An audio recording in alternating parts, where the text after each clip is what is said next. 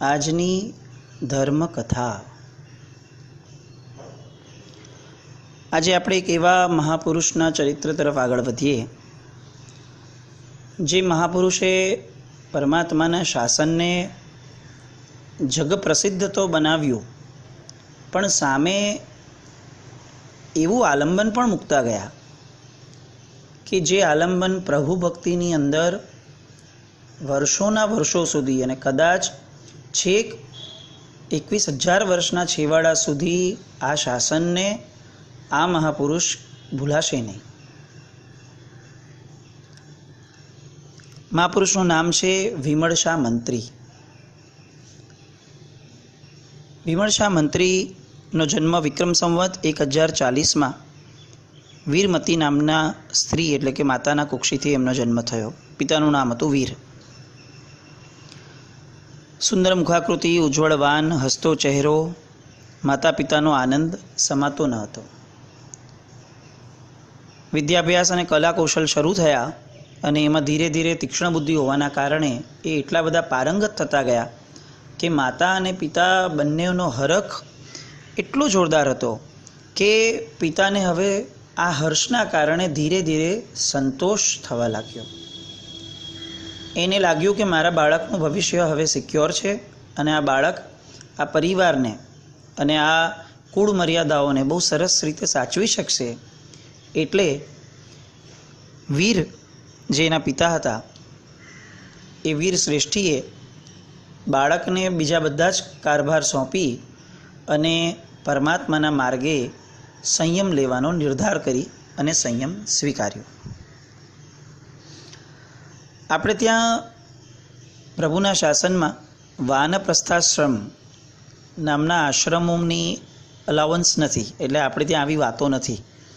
આ હિન્દુ માન્યતામાં 51 વર્ષ થાય એટલે વનમાં પ્રવેશ્યા એવું કહી અને એમણે ઘરના તમામ વ્યવસાય વગેરેમાંથી સંન્યાસ લઈ અને એક અલગ જગ્યાએ રહેવાનું કે જ્યાં એ લોકો પરમાત્માની ભક્તિ વગેરે કરે. આવી એક વ્યવસ્થા હતી વાનપ્રસ્થાશ્રમની. આપણે ત્યાં બધા પ્રામાણિક અને યોગ્ય વ્યક્તિઓ જ જન્મ્યા છે એવું માની અને આપણા પૂર્વજોએ આવી કોઈ સ્પેસિફિક વ્યવસ્થા કદાચ નહીં મૂકી હોય, કારણ કે એમને આપણા ઉપર ભરોસો હશે કે એક ઉંમર પછી તો જીવ આટલા બધા શાસનના તત્વોને ભણ્યો છે, આટલા બધા અનુષ્ઠાનોને સેવ્યા છે, તો હવે એને એવું લાગશે કે ચાલો બસ હવે હું મારા આત્માનું જ કલ્યાણ સાધવા માટે આગળ વધું. એટલે એમણે આવો કદાચ કોઈ સ્પેસિફિક માર્ગ મૂક્યો નહીં હોય. આજે પરિસ્થિતિ થોડીક બદલાણી છે. પરમાત્માના શાસનના 2 સેક્શન અત્યારે સખત સીધાઈ છે. એમાંનું આ એક સેક્શન કે જે વડીલો છે. આજે ઇન જનરલ જોવા જઈએ તો 50, 55, 60 ક્રોસ કરેલા વ્યક્તિઓમાં આપણને પ્રોસ્પેક્ટ ઘણા બધા લાગે. એ લોકોએ જીવનમાં એટલું બધું અનુભવ્યું છે ધર્મના ક્ષેત્રમાં, વ્યવહારના ક્ષેત્રમાં, કારણ કે એ સ્ટ્રગલિંગ ફેઝમાંથી બહાર આવ્યા છે. એ આપણી જેમ સોનાની ચમચી લઈને જન્મ્યા નથી. એટલે એ લોકોએ બહુ સ્ટ્રગલ કરી છે. જ્યારે પૈસા કમાવા માટે બહુ મહેનત કરવી પડતી હતી, ઇઝી મની નહોતા, એવા જમાનામાં આ જનરેશન જન્મેલી, એટલે એની પાસે અનુભવો બહુ છે. પરમાત્માના શાસનની કેટલી બધી વાતો પણ છે, કારણ કે એમણે એવા બધા મહાપુરુષોના પડખા સેવ્યા છે કે જે મહાપુરુષો લિજેન્ડરી હતા. હવે પાછા ક્યારે થશે કે નહીં એ કલ્પના પણ નથી કરી શકતા. એવા બધા ઉત્તમ તત્વોના સમયમાં એ લોકો જન્મ્યા હતા. આટલી બધી એસેટ હોય એટલે સહજપણે એવું થાય કે આ લોકોનું જીવન તો કેટલું બધું મધુરું, કેટલું આદર્શ જેવું અને કેટલું નિવૃત્તિ અથવા શાસનના રંગે રંગાયેલું હશે. પણ જ્યારે બહુ પ્રામાણિકપણે પરિસ્થિતિનો અભ્યાસ કરવાનું થાય તો એવું લાગે કે સામાજિક વ્યવસ્થામાં અત્યારે આ વર્ગ 60ની આસપાસનો અથવા એની પછીનો એ બહુ જ મીડિયમ સ્થિતિમાં છે. હું એમ નહીં કહું કે દયનીય સ્થિતિમાં છે, કારણ કે દિવસો એટલા ખરાબ નથી જ, પણ માનસિક રીતે જોવા જઈએ તો એ લોકો પાસે એવું કોઈ લક્ષ્ય નથી બચ્યું, એટલો બધો વૈરાગ્ય કેળવ્યો નથી કે નિવૃત્તિનું મન થાય, અને એટલી હવે શારીરિક અનુકૂળતા પણ કદાચ નથી અથવા પારિવારિક અનુકૂળતા નથી કે હવે પ્રવૃત્તિમાં બહુ રહી શકે. એટલે હવે સમય ગાળવાનો આવશે મેજોરિટી ઘરમાં. અને એટલે જ છેલ્લા થોડાક વર્ષોથી આપણે જોઈએ છે કે સંયુક્ત કુટુંબમાંથી વિભક્ત કુટુંબો તરફની ગતિ બહુ જ ફાસ્ટ અને એકદમ ડ્રાસ્ટિક વેમાં આગળ વધી છે. કારણ કે હવેની જનરેશનને આ જનરેશનના અનુભવો, આ જનરેશનની વાતો એને બધું જોઈતું જ નથી એવું આ વડીલો માની અને એમને એ રીતે લેવા લાગ્યા કે બંનેની વચ્ચેનો જનરેશન ગેપ સખત વધતો ગયો. પરિણામ આપણી નજર સામે છે કે આજે બધા જ ન્યુક્લિયર ફેમિલીઝમાં આપણે બધા ડિવાઈડ થઈ ગયા છે. વાંક સમયનો છે, ન આગલી જનરેશનનો છે ને આ જનરેશન છે. વાંક સમયનો છે કે જે હંમેશા બદલાતો રહે છે. આપણો વાંક એટલો ગણીએ કે આપણે સમયની સાથે તાલમાં તાલ મિલાવી ન શક્યા. આગળની જનરેશન એવું વિચારી ન શકી કે ભાઈ આ બદલાયેલા હોઈ શકે, સમય બદલાયો છે તો આ લોકોની મેન્ટાલિટી બદલાય, એમાં શું. પણ ના, એ જનરેશનને એમ જ લાગવા લાગ્યું કે નહીં, જીવન તો આમ જ હોય, આવી મહેનતથી જ પૈસો કમાવો જોઈએ, આવું કરકસરથી જ રહેવું જોઈએ, આવા વ્યવસ્થાઓને સાચવવી જ જોઈએ અને આ રીતે જ રહેવું જોઈએ, કારણ કે અમે પણ આ રીતે જીવ્યા હતા. નવી જનરેશન તો એવું શિક્ષણ લઈને આવી છે કે જે શિક્ષણમાં બળવો પોકારવો અને જે શિક્ષણમાં જૂની વાતોને રૂઢિચુસ્ત કહેવી, એને ઉડાડી દેવી, એની મજાક સમજવી, એ જ એ લોકોને બિચારાઓને શીખવા મળ્યું છે. અને અલ્ટિમેટલી ગેપ વધતો ગયો. આ ગેપની અસર સામાજિક વ્યવસ્થા ઉપર થઈ, એટલું જ નહીં ધાર્મિક વ્યવસ્થા ઉપર પણ થાય છે. કારણ કે આવતી જનરેશનના બાળકોમાં ધર્મ આપવા માટે હવે એની આગળ કોઈ માઇલસ્ટોન નથી. એના ઘરમાં જે માતા પિતા છે એ એટલા બધા બિઝી છે કે એને ધર્મ એટલે ફક્ત ધર્મક્રિયાઓ, નાની નાની પાઠશાળા, અષ્ટપ્રકારી, 2-3 બીજી વસ્તુઓ, વાત પૂરી. ધર્મ એ જીવનમાં વણાયેલી વસ્તુ હતી આવી વાત એને કહેવા માટે કોઈ અનુભવી વ્યક્તિ એ તો છે નહીં. મહાત્માઓ પાસે જવું એ તો હવે દુઃસ્વપ્ન જેવું છે આ જનરેશન માટે, કારણ કે એને તો સ્કૂલમાંથી જ સમય નથી મળતો, એજ્યુકેશનમાંથી, તો એ મહાત્માઓ પાસે ક્યાંથી જશે. બહુ જ દયનીય સ્થિતિમાં આ અત્યારની આપણી પરિસ્થિતિ આવીને ઊભી છે. હું ખાસ એક વિનંતી કરીશ વડીલ વર્ગોને કે આપણે એવી ઉદારતાથી આગળ વધીએ. પરમાત્મા જેમ જેમ મોટા થતા જતા એમ એમની જે રેન્જ હતી એ અતિશય વધતી જતી હતી. At the age of 42 Vardhaman Swami ભગવાનને કેવળ જ્ઞાન થયું. પછીના 30 વર્ષમાં એમના જીવનના એમણે વિશ્વના સૂક્ષ્મતમ જીવને પોતાની રેન્જમાં સમાવી લીધા હતા. આપણે સવિજીવ કરું શાસન રસીની ભાવના રોજ બોલીએ અથવા સમજીએ છીએ, વિચારીએ છીએ, લોકોને કહીએ છીએ, પણ પરિવાર શાસન રસી થાય આવી ભાવના પહેલાં જન્માવી નહીં પડે. અને પરિવાર શાસન રસી થશે ત્યારે જ્યારે પરિવારના બાળકો અથવા આ જનરેશન કોઈકને શાસન રસી થયેલા જોશે સતત, અને પછી એમાંથી ઝીલશે. આપણું જીવન ખરેખર વ્યવસ્થાને લક્ષી છે. પરમાત્માએ આપેલી વ્યવસ્થા, પરમાત્માએ આપેલો ગૃહસ્થ ધર્મ, પરમાત્માએ આપેલો નિવૃત્તિનો ધર્મ, પરમાત્માએ આપેલી ઉદારતાનો ગુણ, પરમાત્માએ આપેલો નિર્દંભતાનો ગુણ, કોઈ દંભ નહીં. વડીલોથી ભૂલ થાય તો વડીલો પણ ભૂલ સ્વીકારે, દંભ ન કરે કે અમે વડીલો છે તો અમે કેમ ભૂલ સ્વીકારીએ. હા, એ એમનો બહુમાન જાળવીને થાય, એ બધું ચોક્કસ વાત છે, પણ નિર્દંભતા, દંભ નહીં. ન ધર્મના ક્ષેત્રમાં ન વ્યવહારના ક્ષેત્રમાં દંભ નહીં. કારણ કે આ જનરેશન દંભ વગરની જન્મી છે. એને દંભ છે પણ એ ઓલો રૂઢિચુસ્તતાવાળો દંભ તો એને નથી જ પાલવતો. વિમર્શાના પિતાશ્રીએ વિમર્શા ઉપર બધી જ જવાબદારી સોંપી, એના પુણ્ય ઉપર ભરોસો રાખી અને આત્મકલ્યાણ સાધ્યો. આપણા વડીલો પણ કેટલીક નાની નાની વસ્તુઓ જો આ જનરેશન ઉપર છોડતા શીખશે તો હું એવું માનું છું કે જેટલો વિકાસ વિમર્શાનો થયો હતો એટલો વિકાસ કદાચ આ લોકોનો પણ થશે, વહેલો નહીં તો મોડો, પણ છોડતા થશું તો કંઈક થશે. વિમર્શા નાનપણથી બહુ જ પરાક્રમી. એમના બુદ્ધિ, કૌશલ્ય અને તેજના કારણે એમના કાર્યકર્તાઓ એની સામે બધા બહુ ફીકા પડવા લાગ્યા. રાજ્યની અંદર એટલી બધી નામના થવા લાગી કે એમના વિઘ્ન સંતોષીઓની સંખ્યા વધવા લાગી. દુશ્મનો જે એમનાથી બળતરા પામે. એ લોકો રોજ નવા નવા ષડયંત્રો રચવા લાગ્યા. કંઈક ને કંઈક રીતે વિમર્શાને ઉતારી પાડવાની વાતો, વિમર્શા ખોટા કેવી રીતે સાબિત થાય એવા બધા પ્રયત્નો અને એવી જ બધી કંઈક ને કંઈક ઘટનાઓ થવા લાગી. આવું બધું જોઈ અને બહુ પવિત્ર મનવાળા વીરમતી એમના મમ્મી એને બહુ ખરાબ લાગ્યું કે મારા દીકરાની એનર્જી આ વિરોધીઓનો વિરોધ કરવાના સંઘર્ષમાં જ પૂરી થઈ જશે, તો મારો દીકરો સારી વસ્તુઓ ક્યારે કરશે?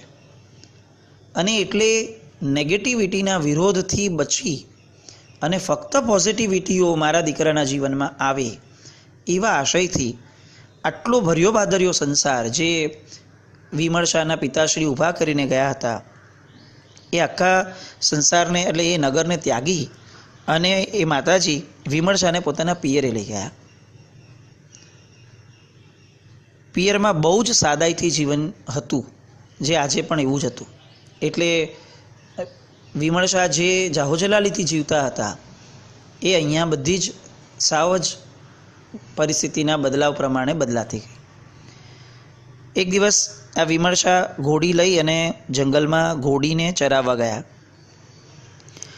એમને બાણનો બહુ શોખ હતો, ધનુષ્ય બાણનો, અને બાણની જે કળા હતી એની અંદર એ બહુ જ ચપળ અને બહુ જ શાર્પ અભ્યાસુ હતા. એટલે બાણથી રમતા. એકાએક કોઈક નવયૌવના એની સામે આવીને ઊભી રહી. વિમર્શાને ચલાયમાન કરવા એને ઘણા બધા ચેંચાડા કર્યા. ઘણી બધી રીતે એને લોભાવવા માટે એણે અલગ અલગ ચેષ્ટાઓ પ્રયત્નો કર્યા. પણ આ વિમળની અંદરની સદાચારિતા એણે વિમળને જરા પણ અંદરથી કે બહારથી ચલાયમાન ન થવા દીધો. એ બહુ જ ગંભીરપણે પોતાની નિર્મોહી અવસ્થા, પોતાના અંદરના સદાચાર, એવું નથી કે વિમર્શા દીક્ષા લેવાના છે, પણ વિમર્શાને એટલું ખ્યાલમાં છે કે હું સદાચારી માણસ છું, સજ્જન માણસ છું, ગમે તેવી સ્ત્રીની ચેષ્ટાઓથી મોહાઈ જાઓ એ મને શોભે નહીં. અને એટલે વિમર્શાએ જરા પણ મનના વિકલ્પોને પણ ચલાયમાન ન થવા દીધા. આ નવયૌવના એ બીજું કોઈ નહીં પણ આરાસણ ડુંગરની અધિષ્ઠાયત્રી મા અંબા હતી, જે વિમર્શાની કુળદેવી. અને એ વિમર્શાની પરીક્ષા લેવા માટે જ આવ્યા હતા. અને એમણે આ યુવાન અવસ્થામાં પણ વિમર્શાની આ દ્રઢતા જોઈ અને એમને કેટલાક વરદાનો આપ્યા. આજની પેઢીએ આ સેકન્ડ સેક્શન ઓફ અવર શાસન રાઇટ નાઉ કે જે બહુ જ ડિટેરિયોટિંગ સ્થિતિમાં છે, ટીનેજર્સ. જો મોટાઓ માટે કેટલીક વ્યવસ્થાઓ હશે સામાયિક વગેરે ઉપાશ્રયોમાં, બાળકો માટે પણ આપણી આગળ કેટલીક વ્યવસ્થાઓ છે, પાઠશાળા વગેરે. લબાચો સૌથી મોટો જે છે એ ટીનેજર્સનો છે. આપણી આગળ એની માટેની કોઈ વ્યવસ્થાઓ જ નથી. એકવાર છોકરો 9th 10th ક્રોસ કરી લે એટલે હવે પાઠશાળા માટે તો જાણે ગેરલાયક થઈ ગયો એવું મા બાપ પણ સ્વીકારી લે છે. હવે એ છોકરા માટે છેક એ પરણી જાય, કમાવાનું ચાલુ કરે, ભણી લે અને એક પ્રોફેશનમાં સેટલ થઈને એને દીકરો થાય, એ પછીથી એની પાસે હવે આપણે ત્યાંની એ કોઈ એક સિસ્ટમ કે જેમાં સામાયિક પ્રતિક્રમણ વગેરે જે ક્રિયાઓ છે એ જે ઉંમરમાં થઈ શકે, હવે એને એ સીધું મળશે. ત્યાં સુધી વચલા ગાળામાં એની પાસે સમાજે કોઈ વ્યવસ્થા આપી હોય એવું દેખાતું નથી. એણે જાતે જ મનને ભાવિત કરવું પડશે. એ જાતે જ પોતાના કુળાચાર પ્રમાણે એ પૂજા વગેરે કરે એવું આપણે એને એ હવાલે છોડી દીધા છે. આ શાસનમાં અત્યારે ટીનેજર્સ માટે શું છે? કઈ એવી પ્રવૃત્તિઓ છે કે જેનાથી આકર્ષાય અને એ લોકો પોતાના આ ભોગ સામગ્રીઓથી દૂર થઈ અને પોતાના મનને એક નવું આલંબન આપી શકે? આપણે ઘણું કહીએ છીએ કે ટીનેજર્સ બગડ્યા છે, અગ્રીડ, પણ ટીનેજર્સને આ બગાડાના ડાયવર્ઝન માટે વોટ ડુ વી હેવ? એની આગળ મજા માણવા માટે ડિસ્ક છે, પબ છે. આપણી આગળ એવા કયા અને કેટલા ગ્રુપો છે? ઇનફ ગ્રુપો છે કે જેમાં એ પરમાત્મા ભક્તિમાં ઝૂમી શકે. શ્રી સંઘે એવા આલંબનો કરીને આપ્યા છે કે જેમાં એને સારી વસ્તુઓ, સારા પદાર્થો, સારા તત્વોની ભક્તિ કરવી હોય તો સામૂહિક બળથી કરી શકે. કારણ કે આ ટીનેજર હવે સમૂહમાં થઈ જ ખેંચાશે.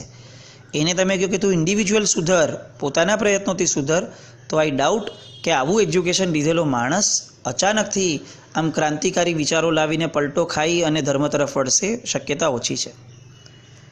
એક માઇલસ્ટોન અને લિજેન્ડરી વ્યક્તિત્વ એટલે પન્યાશ્રી ચંદ્રશેખર વિજયજી મહારાજ, કે જેમણે આ ટીનેજર્સ માટે, નાના છોકરાઓ માટે તપોવનો મૂક્યા, તો ટીનેજર્સ માટે વર્ધમાન સંસ્કૃતિ ધામ, વિનિયોગ પરિવાર, આવી કેટલીક સંસ્થાઓ, અખિલ ભારતીય સંસ્કૃતિ રક્ષક દળ, આવું મૂક્યું. પૂજ્ય આચાર્ય ભગવાન હેમરત્ન સુરીશ્વરજી મહારાજા, જેમણે એલર્ટ યંગ ગ્રુપની સ્થાપના કરી. પૂજ્ય આચાર્ય ભગવાન શ્રી યશોવર્મ સુરીશ્વરજી મહારાજા, જેમણે વિહાર સેવા આદિના કેટલાક ગ્રુપોનું એક જબરદસ્ત બીડું ઝડપી અને એમણે પણ ઢગલાબંધ શિબિરો કરી. પૂજ્ય આચાર્ય ભગવાન શ્રી રત્નસુંદર સુરીશ્વરજી મહારાજા પોતાના પ્રવચનો દ્વારા આહલિક જગાડે. પણ આવા કેટલા નામ, અને આ બધા જ ગુરુ ભગવંતો શ્રાવકપણામાં કોણ? એમનો યોગ તો જ્યારે થતો હશે ત્યારે થશે, ન થતો હોય ત્યારે શું? એના રૂટીન લાઈફમાં એને બચાવીને એને કલ્યાણ મૈત્રી તરફ વાળે એવી સંસ્થાઓ કેટલી, અને જેટલી છે આંગળીના વેઢે ગણાય એટલી, એમાંથી પણ પ્રવૃત્ત કેટલી, એક્ટિવ કેટલી, અને એમાં પણ જે એક્ટિવ છે એ લોકો પણ એની રેન્જ વધારવા માટેના પ્રયત્નશીલ કેટલા.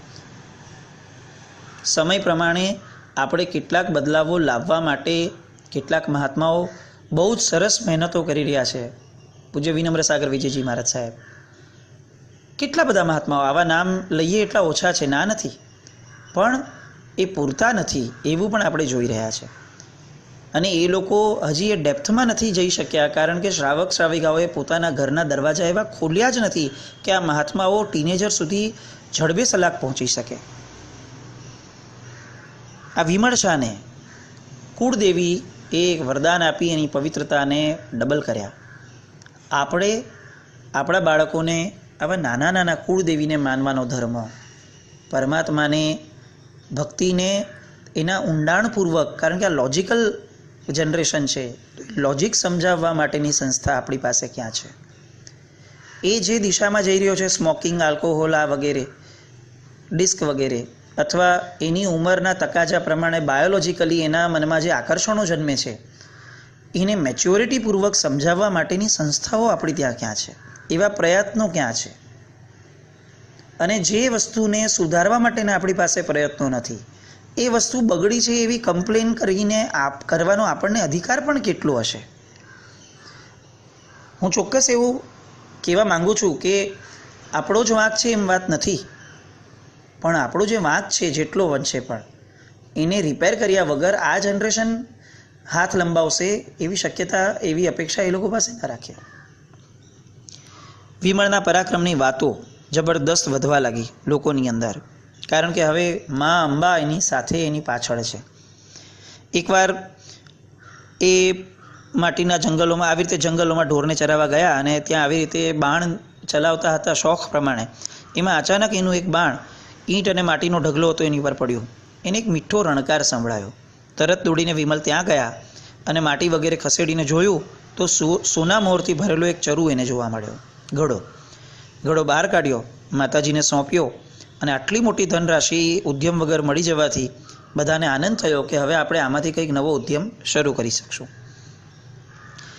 વિમળની ફરીથી આ બધી વાતો લોકો સુધી પહોંચવા લાગી, અને એના કારણે પાટણના નગર શેઠના કાન સુધી આ વાત પહોંચી, અને પોતાની દીકરી શ્રીદેવીના લગ્ન એમને વિમળ શાહ સાથે કરવા માટે નક્કી કર્યું. લગ્ન થયા, ફરીથી પાછું પાટણ વસવાનું થયું, માતા સાથે, નાના ભાઈ નેડ સાથે, અને આ બધા જ પરિવાર સાથે ફરીથી પાટણ આવીને એ લોકો વસ્યા. હવે વિમળ શાહ વિચારતા હતા કે મારા વડીલો અહીંયા મંત્રી તરીકે કામગીરી કરી છે, પણ હવે મને તો કોઈ ઓળખતું નથી, કારણ કે હું તો નાનપણથી વાઈ ગયેલો પિયર મમ્મીના. એટલે એવું કંઈક પરાક્રમ કરવું જોઈએ કે જેના કારણે હું ફોકસમાં આવું અને મને મંત્રીપણું મળે, કારણ કે મારે મારા મા બાપ, મારા પિતાઓનો વારસો સાચવવાનો છે. અને એટલે એને એ મોકો ગોતતો હતો કે જેના કારણે એ પરાક્રમ તરફ આગળ વધે. એક દિવસ વીરોત્સવ ચાલતો હતો અને એને આ મોકો મળી ગયો. મેદાનમાં અવનવા શસ્ત્રોના ખેલ ખેલાઈ રહ્યા હતા. વિમળ ત્યાં પહોંચ્યા, નિશાનબાજી ચાલતી હતી. રાજા જેવો રાજા પણ નિશાનબાજીમાં ઊભો રહ્યો, ભીમદેવ, પણ એ પણ કંઈ એટલું બધું ન કરી શક્યા. અને આ જ તકની રાહ જોઈને પાછળ વિમળ શાહ ઊભેલા રાજાના બાણ જેવા નિષ્ફળ ગયા એવું તરત એણે અટ્ટહાસ્ય કર્યું, ખડખડાટ હસ્યું. વિમર્શાનો ઈગો હવા ગણાયો અને એટલે એણે કીધું કે તારામાં ખરેખર જો આટલી તાકાત છે તો ચાલ તું મને નિશાન લગાવીને બતાવ, હું પણ જોઉં તો ખરો કે તારામાં કેટલી શક્તિ છે. વિમર્શાને તો આ જ જોઈતું હતું. એને કોઈ એક છોકરી જે દૂર ઊભેલી એને ટાંકી અને કીધું કે જો આ છોકરીએ કાનમાં કડી પહેરી છે, હું એક કડીનું નિશાન લઉં છું, એના કાનને પણ ઈજા નહીં થાય એવી રીતે હું આ કડીને વિંધી બતાવું છું. એમ કહી અને બધાના આશ્ચર્ય વચ્ચે એને કાનની કડીને વિંધી બતાવી. આવા આશ્ચર્યજનક 2-3 પ્રયોગો એણે કર્યા અને રાજાની શાબાશી મેળવી. અને 500 ઘોડે સવારો સાથેના રક્ષામંત્રીનું પદ એ આ વિમર્શાને મળ્યું. નાનાભાઈ મેઢને પણ સલાહકારના પદ ઉપર નિયુક્ત કર્યા. અને હવે પહેલાંની જેમ એ લોકો આ નગર માટેનું આ કુટુંબ આદરપાત્ર બનવા લાગ્યું. ધીરે ધીરે એની કીર્તિ ફરીથી વધતી ગઈ. ફરીથી વિમર્શાને કેટલાક ઈર્ષાળુ લોકોએ એ ભીમદેવના કાન ભંભેરવા લાગ્યા. એ કયા કારણે ભંભેરવા લાગ્યા? તો કે વિમર્શાના હાથમાં એક વીંટી છે, જે વીંટીની અંદર પરમાત્માનું બિંબ છે, એટલે વિમર્શા તમને નથી પગે લાગતા, એ બિંબને જ પગે લાગે છે. એ અંદરના જે કોતરાયેલા ભગવાન છે એને જ પગે લાગે છે. હકીકતમાં એ તમારું રાજ્ય પડાવી લેવા માટે જ વિચારે છે. આવું બધી જ કાન ભંભેરણી થાય છે. ભીમદેવના મનમાં ધીરે ધીરે ઠસાતું જાય છે. અને હવે ભીમદેવ એક સ્ટેપ એવું લે છે કે જે વિમર્શા મંત્રીના જીવનની અંદર જબરદસ્ત દિશા નવી એક આપે છે. કઈ નવી દિશા આપે છે? કયું એવું સ્ટેપ લે છે? અને આ વિમર્શા મંત્રી હજી આગળ જતાં જતાં કેવા કેવા પરાક્રમો કરે છે એની યશોગાથા આવતીકાલ પર રાખીએ. પ્રણામ.